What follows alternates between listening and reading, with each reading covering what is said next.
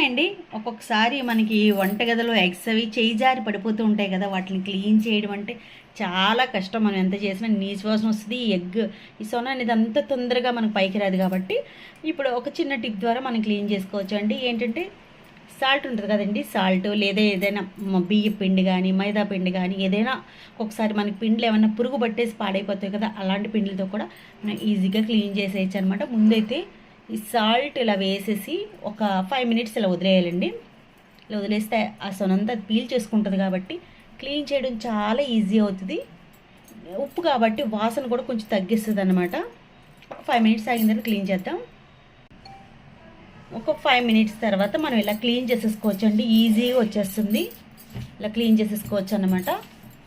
పిండి కూడా మీకు చాలా బాగా క్లీన్ అవుతుంది.